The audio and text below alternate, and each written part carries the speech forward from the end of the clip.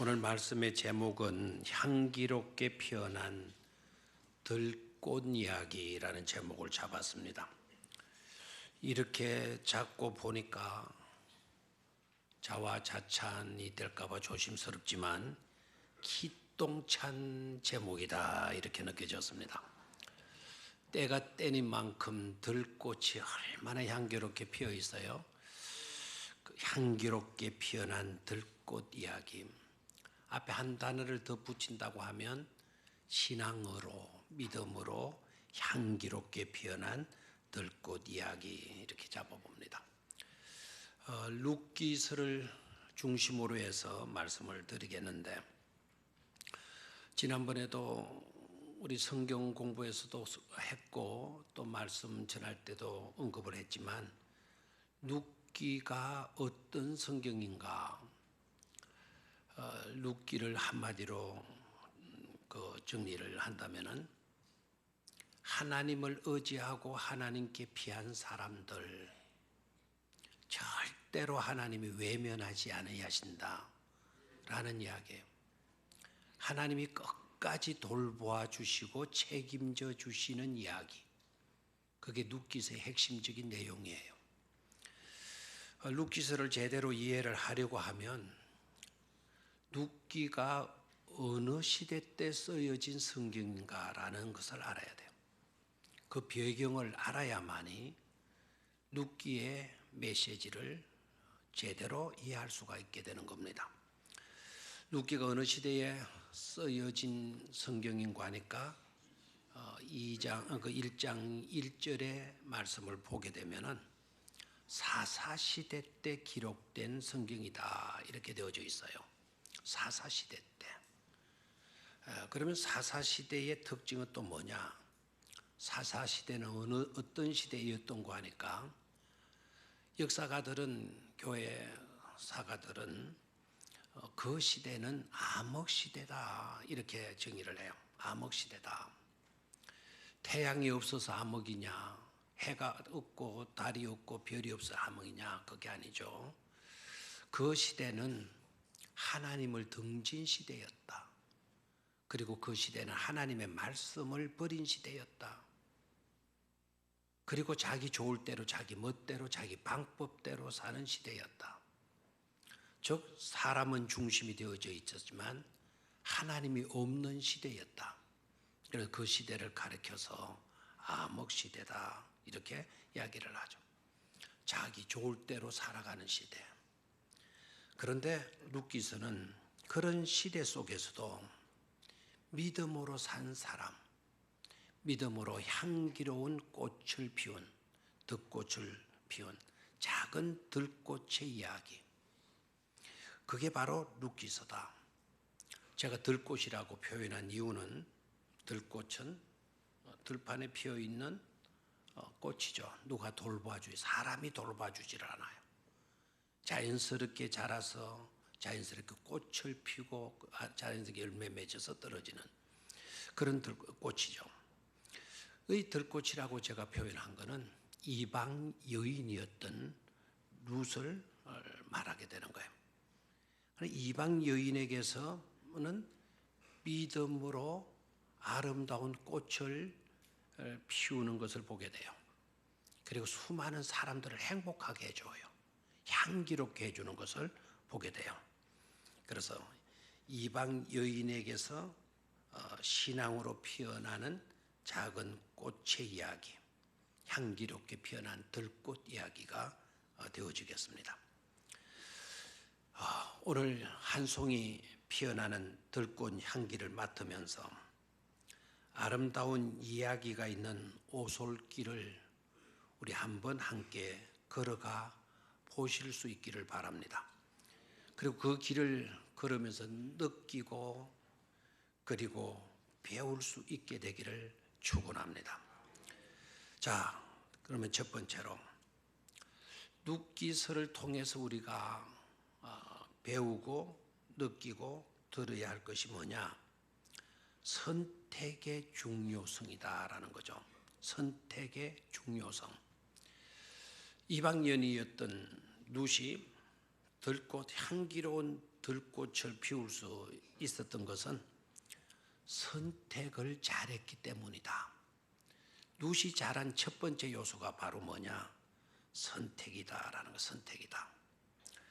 선택의 이야기가 나왔으니까 유머 한 가지를 먼저 들려드리죠. 지난번에도 한번 한 적이 있지만 아마 오늘 이 부분에 대해서는 좋은 예화가 될 것 같아서 말씀을 드립니다. 결혼을 하여서 60이 된 부부가 있었어요.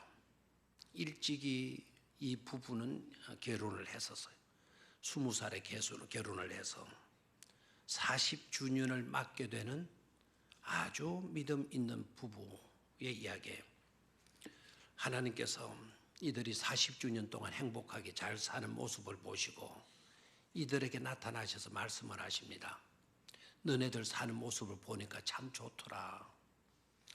너네들 오늘 결혼한 지 40주년이 되어지는 날인데 내가 너희들에게 한 가지 소원씩을 들으고 싶다.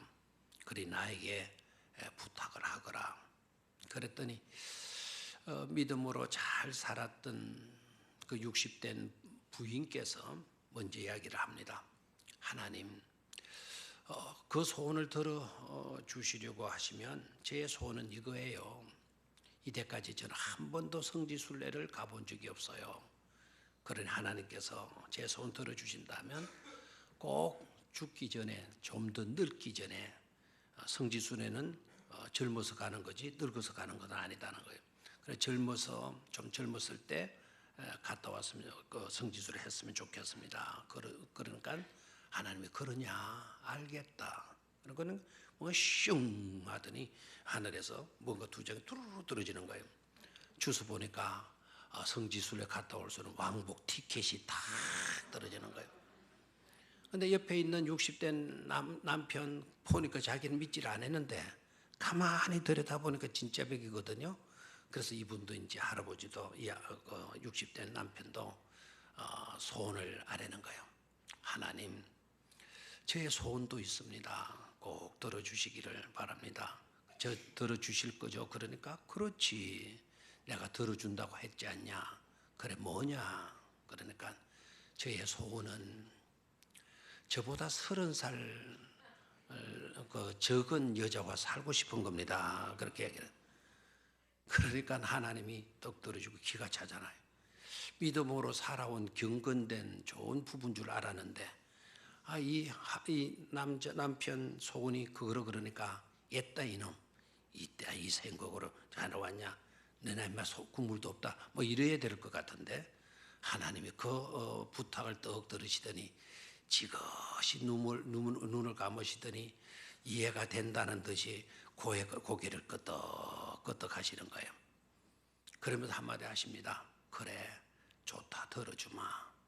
그리고 슝 해가면 턱 이제 뭔가 이루어졌는데 그 남편의 나이를 90으로 만들어 놓은 거예요. 이 이야기를 하면은 이상하게 여자들의 웃음소리가 커요. 여자들이 아마 통쾌한 것 같아요. 남자들은 굉장히 또 되게 민망스러워하는 그런 것을 보게 됩니다. 선택해서 60년을 살아왔는데 40년 결혼 40주년을 살아왔는데 근데 한 분은 성지순례 신앙적인 것을 기대하고 있고 한 분은 보다 나이가 젊은 여자와 살고 싶은 그런 생각, 그걸 선택하고 있는 걸 보게 돼요. 모든 사람들은요 선택의 기로에서 고민하게 되죠. 나오미뿐만 아니고 룻만이 아니라 우리 모두가 선택의 기로에서 고민을 해요.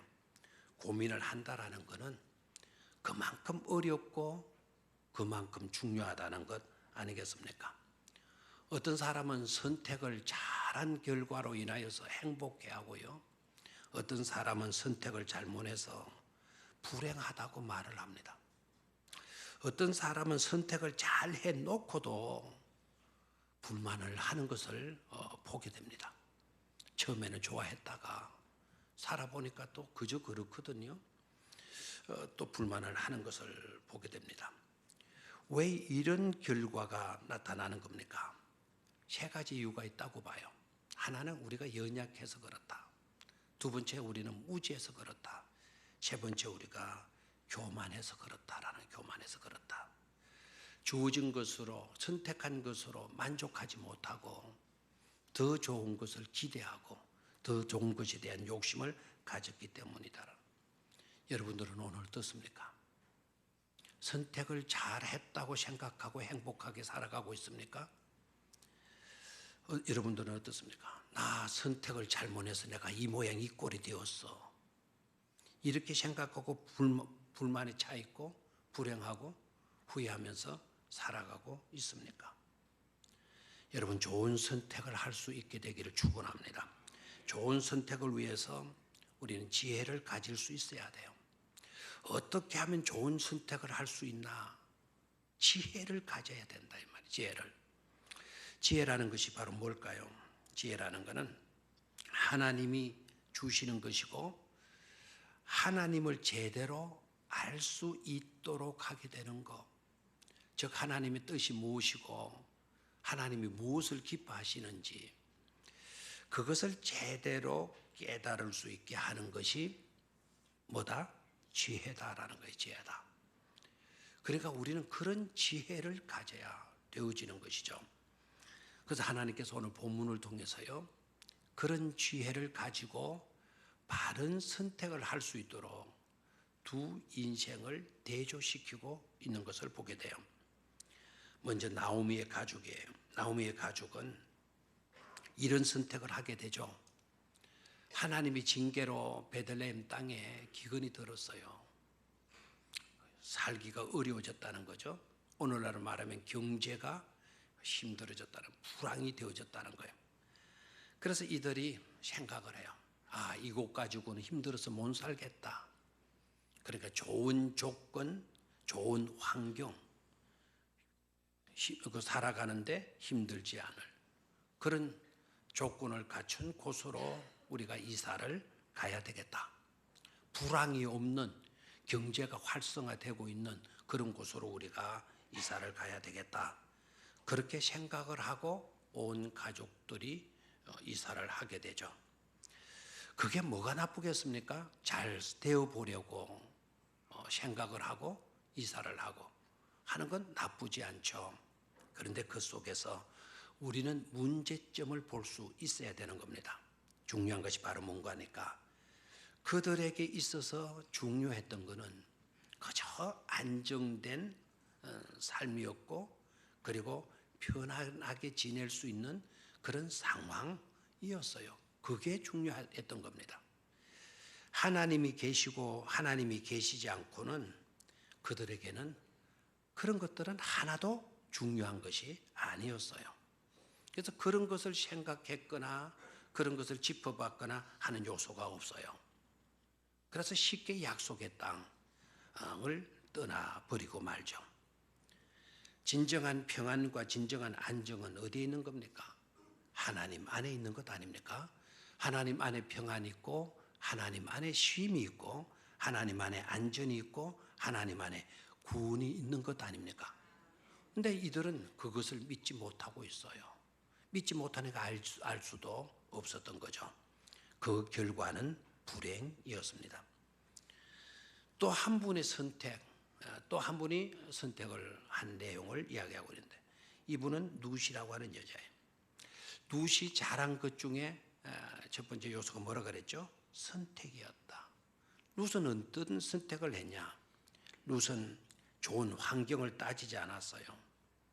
자신의 노후가 어디에 가면 편안하게 지낼 수 있는지 자신의 안녕을 중요시 하지 않았어요. 그녀에게서 중요했던 것은 딱 한 가지밖에 없어요. 그 한 가지가 바로 뭐였는가 하니까 하나님이었어요. 하나님 안에 하나님이 계시는 곳, 하나님의 백성이 되는 것, 하나님 안에 살다가 하나님 안에 주서 죽고 하나님의 약속하신 땅에 묻히는 것이었어요. 시어머니를 쫓으면서 시어머니와 함께 하기로 그가 선택을 하지만 시어머니와 함께 하기로 선택했던 그 내용이 뭐냐? 어머니의 하나님이 내 하나님이 되고, 하나님이 계시는 땅 그곳에 가서 나도 살고, 그리고 어머니의 백성이 내 백성이고 어머니의 백성이 하나님의 백성 아닙니까? 그래서 어머니의 백성이 하나님의 백성이 되고 내가 되고, 또 하나님 안에 살다가 하나님 안에서 죽고, 그리고 하나님 죽으면 하나님께서 약속하신 그 축복된 땅에 내가 묻히는 것이다.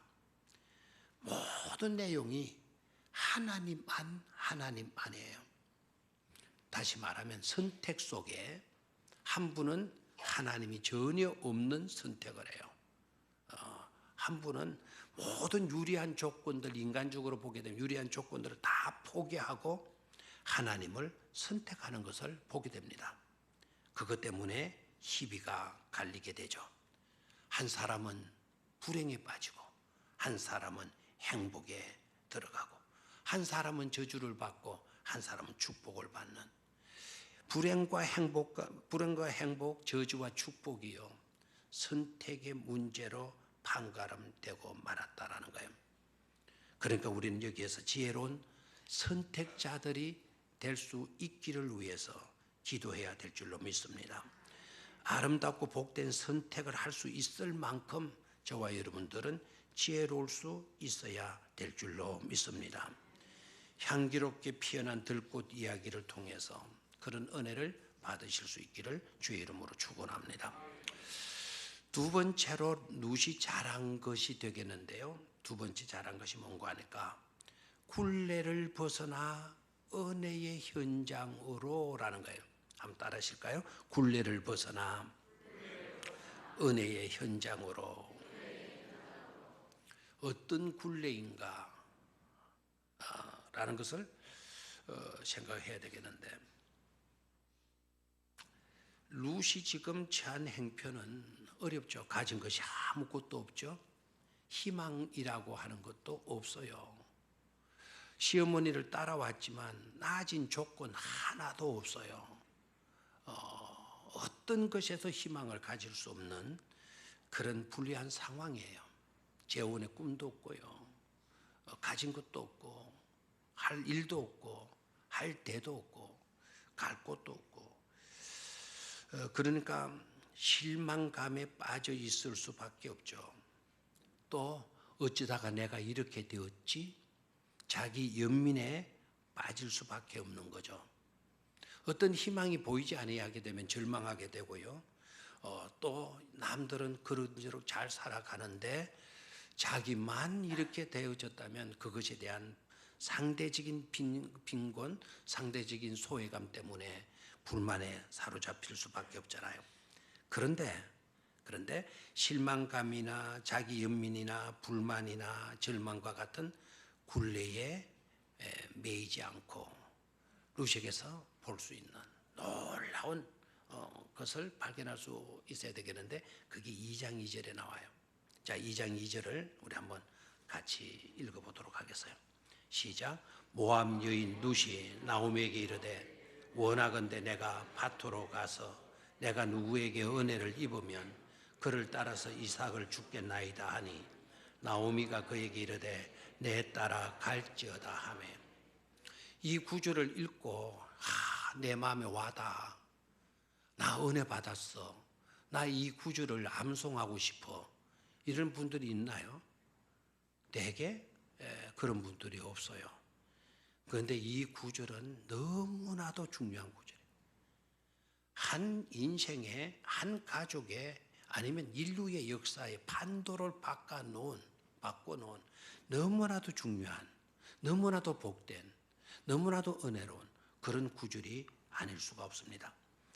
자, 2장 2절에서 절대로 놓치지 말아야 할 단어가 있다고 한다면 바로 내가 밭으로 가서입니다. 내가 밭으로 가서. 자, 한번 따라하시죠. 내가 밭으로 가서. 이게 뭐가 그렇게 중요하단 말입니까? 이 구절은 나는 실망감에 빠져서 집구석에 아니면 천막 속에 갇혀 있지 않겠습니다라는 거예요. 자기 연민에 빠져가지고 잊지 않겠다는 겁니다. 불만의 굴레에 매이고 싶지 않다라는 거예요. 내가 밭으로 가서 누구에게 은혜를 입으면 그를 따라서 무엇을 주겠나이다? 이삭을 주겠나이다. 얼마나 놀라워요. 대개 여러분 실패하면 방구석에 처박혀 있죠. 실직하게 되게 되면 왠지 모르게 여러분 그런 모습으로 살아가죠. 우리 주변에도 그런 분들이 많아요. 멀쩡한 젊은 남성인데도 쓰리박 끌고 짧은 추리닝 입고 쭉쭉쭉쭉 내려와가지고 슈퍼에 가가지고 소주 2병 사고 그리고 새우깡 하나 들고 또 쭉쭉쭉쭉쭉 올라가요. 할 일이 없는 거예요. 실직당한. 방구석에 쳐봐요. 노상 소주나 마시고 새우깡이나 먹고 이렇게 지내는 사람. 그런 자들에게 필요한 것이 뭡니까? 밭으로 가서 나가야 되는 거예요. 누구의 믿음을 봐요. 밭으로 가서. 밭으로 가면 누군가에 의해서 은혜를 입을 줄로 믿고 있어요. 내가 누구에게 은혜를 입으면, 그렇게 은혜를 입으면 뭔가를 할 수 있겠다라는 거예요. 그 뭔가는 루시에게서는 이삭을 줍는 일이죠. 이것이 누가 잘한 일이다? 룻이 잘한 일이다라는 거예요. 그렇게 밭으로 나가게 되니까 그의 믿음대로 누군가에게 은혜를 입어요. 그리고 누군가의 밭에 가서 이삭을 죽게 되어지는 것을 보게 돼요. 그 결과 나오미와 룻은 복을 받아서 그 어려운 상황 가운데서도 지낼 수 있게 되는 것 아닙니까? 굴레를 뚫고 나와서 뭔가 하려고 하는 그런 사람이 되라 이 말입니다. 나는 가진 것이 없다, 직장이 없다, 잘렸다, 능력이 없다, 몸이 약하다, 배운 것이 없다, 우리 집안 집구석이 이 모양이야. 그렇다고 해서 여러분 언제까지 그런 굴레에 매여 있을 겁니까? 누처럼 밭으로 나가실 수 있는 여러분들이 되시기를 축원합니다. 그 결과 어떻게 됩니까? 룻은 그 믿음대로 축복을 받을 수 있는 현장으로 나가게 되는 것 아닙니까? 은혜의 날개를 붙이고 천국을 날 수 있는 그런 인생으로 바뀌어지고 있는 것을 보지 않습니까? 그곳에 갔더니 누구를 만나게 돼요? 보아스를 만나게 돼요. 보아스가 누구입니까? 그는 재벌가입니다. 그 시대의 재벌가, 오늘날로 말하면 자기 개인 비행기, 전용 비행기를 가질 수 있는 만큼의 재벌가였다고 그래요. 그럼 부자예요, 안 부자예요? 부자예요. 모든 사람들의 필요를 채워줄 수 있는, 나오미와 룻의 필요를 완전히 채워줄 수 있는 그런 능력을 가진 사람. 그 사람이 누구였다고요? 보아스. 보아스는 그런 재벌만 많이 가진 사람이 아니죠. 그는 덕스러운 사람이에요. 얼마나 덕스러운가. 자기 밭에서 일하는 근로자들, 품을 받고 일하는 품꾼들로부터도 존경받는 재벌가예요. 요사이 우리는 어떻습니까? 재벌가가 얼마나 힘듭니까?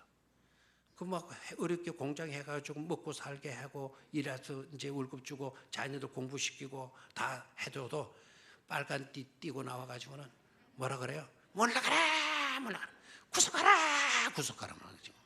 이래 하고 있잖아요. 이 보아스는 그런 재벌가가 아니었던 것 같아요. 들판에 탁 나와보면서 그 들판에서 그 추수하는 일꾼들 향하여 그대들에게 하나님이 함께 하시기를 축원한다고.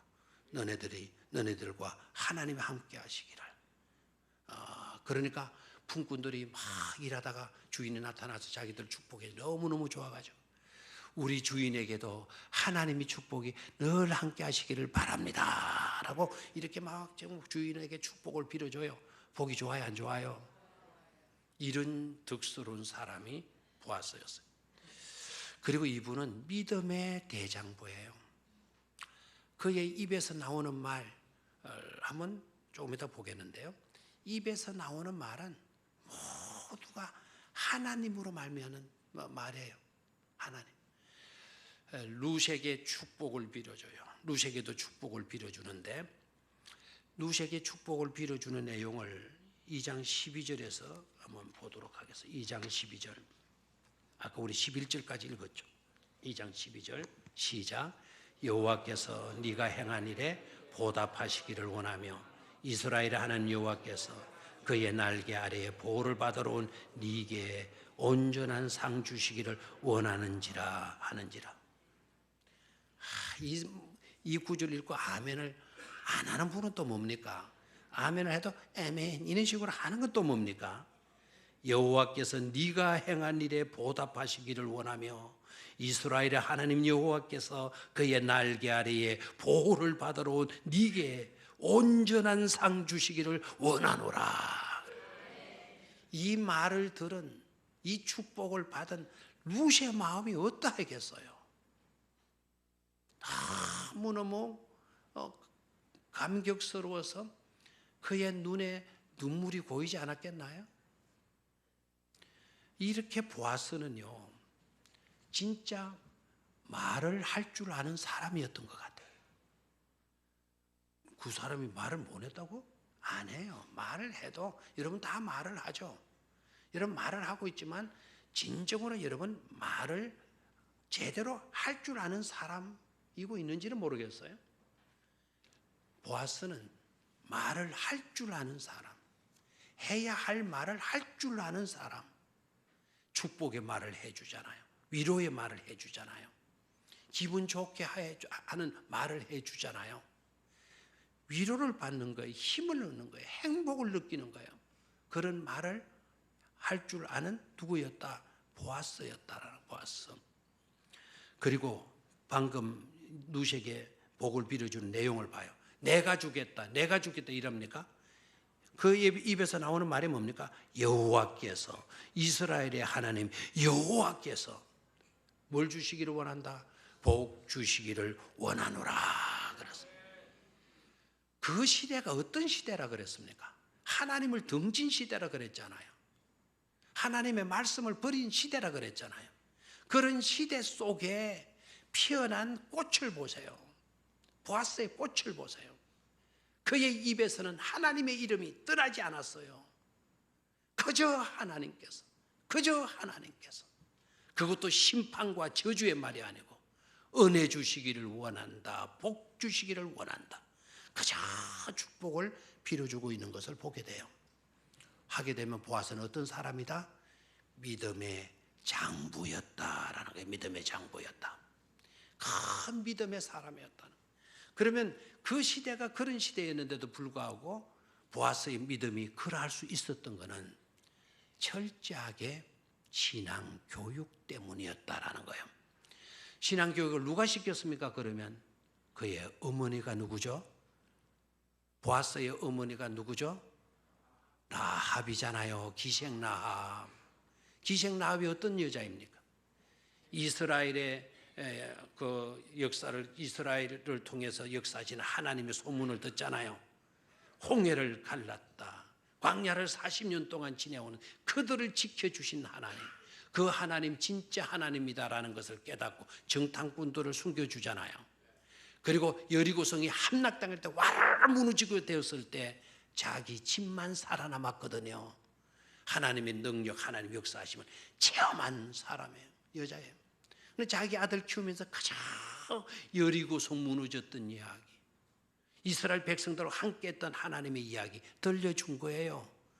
그러니까 보아스가 어른이 되었을 때 그저 그의 입에서도 여호와, 여호와, 여호와, 여호와의 이름이 나오게 된 줄로 믿습니까?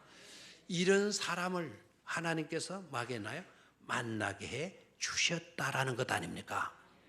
선택을 잘한 룻에게 또 들판으로 나간 그런 자기 연민에 빠져가지고 굴레에 묶여 있지 않고 가감의 들판으로 나갔던 그 여자, 은혜 주시면 내가 그와 함께 이삭을 죽겠으면 죽을 수 있을 것입니다. 이렇게 믿었던 그 여자에게 누구를 만나게 해 주셨다고요? 보아스를 만나게 해 주셨다는 사실이죠. 그러니까 룻이 행복에 나아갈 수가 있었던 것 아닙니까? 그 보아스는 룻에게 기업물을 물어줄 자였고, 그 보아스는 오늘날 저와 여러분들을 구원하신 예수 그리스도이신 줄로 믿습니다. 우리도 묶여 있지 말고 그런 굴레를 벗어나서 나아가게 되게 되면, 누군가에게 은혜를 입으면 그 누군가가 예수 그리스도예요. 주님이 찾아와 주시고, 주님이 만나 주시고, 주님이 보호해 주시고, 주님이 넘치게 해 주시고, 기업을 물을 자로 만나게 해 주셔서 대를 잇게 해 주시는 축복을 안겨 주실 줄로 믿습니다. 저는 우리 모든 남자 성도님들은요, 다 누가 되었으면 좋겠다, 보아스가 되었으면 좋겠다. 우리 교회에 오게 되면, 우리 다른 교인들이나 안 믿는 사람들이 오게 되면, 나 병영교회 갔더니 보았어를 보았어, 이렇게 이제 이야기가 나올 수 있도록, 병영교회 갔더니 내가 보았어. 그럼 누구를 봤다고요? 보았어. 그 보았어가 오늘 우리에게 누구라고요? 예수 그리스도.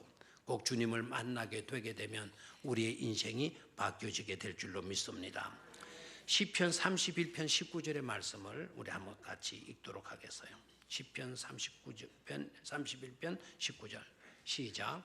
주를 두려워하는 자를 위하여 쌓아두신 은혜, 곧 죽게 피하는 자를 위하여 인생 앞에 베푸신 은혜가 어찌 그리 큰지요. 아멘. 죽게 피하는 자를 위하여. 룻이 죽게 피한 거예요.